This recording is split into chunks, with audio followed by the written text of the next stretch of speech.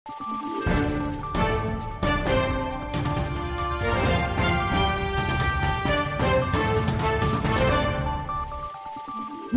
araw, Pilipinas! Ito ang Valiente News hatid sa inyo ng Office of the Vice President.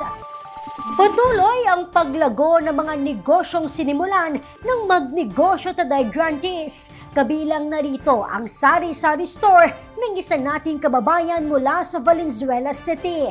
Ang kanyang kwento, saksihan natin sa ulat ni Brian Latasa.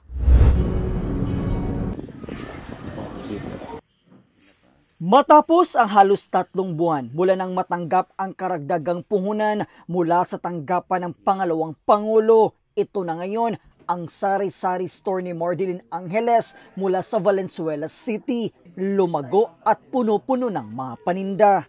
Katulad nito mga panlaba sa damit, yung zesto, mga ganyan, mga pagkain, yun, bigas, yun, nagkaroon ako ng bigas. Meron ako dati isang sako, tapos ngayon nadagdagan siya ng 6 na sakong bigas. Una sa lahat, maraming salamat sa Magnegosyo Today, especially po kay Vice President Sara Duterte. Thank you po sa inyo dahil isa po ako sa mapalad na nakatanggap ng 15,000 sa Magnegosyo Today. At sa buong mga staff, yun, thank you po.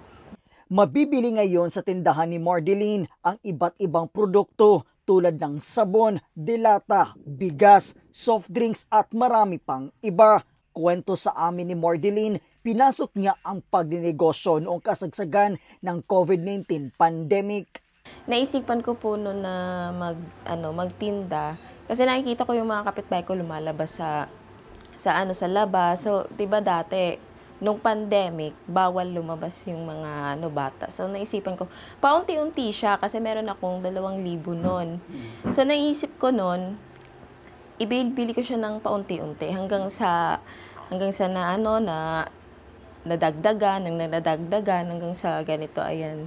Nung sa 2,000 ko, nabili ko yung mga, yung pansit canton, mga chichirya, kasi may mga bata dito, yung zesto, ganun. Yun yung mga una kong binibenta hanggang sa naghanap na sila ng mga iba't ibang Para kay Mardeline, malaking tulong sa mga Pilipino ang programang Magnegosyo Today ng tanggapan ng pangalawang Pangulo sa pamumuno ni Vice President Inday Sara Duterte. Super laki ng tulong kasi syempre nadagdagan ka ng capital na 15,000. So saan mo kukunin yun, 'di ba? So laking tulong talaga siya kasi syempre mas dumami yung paninda, tsaka mas nakakabili ka pa ng iba. Mahalaga siya kasi lahat naman ng tao naghahangad ng negosyo. So isa ako dun sa napalad na nakatanggap ng ganito Negosyo Today. Dahil sa kanyang negosyo, natustusan ni Mardeline ang pangangailangan ng kanilang pamilya at pag-aaral ng kanyang mga anak. Mula po dito sa Valenzuela City, ako po si Brian Latasa. Ang lahat para sa Diyos, bayan at pamilyang Pilipino. Valiente News. MTD program, malaking tulong sa mga Pilipinong nais maging produktibo at magkaroon ng sariling negosyo ayon sa mga MTD grantees. Ilan pang benepisyaryo ng programa sa Valenzuela City, kilalanin sa susunod na episode. Ako si Claudette Loreto para sa makabuluhan, naninindigan at matapang na mga ulat at impormasyon. Maraming salamat!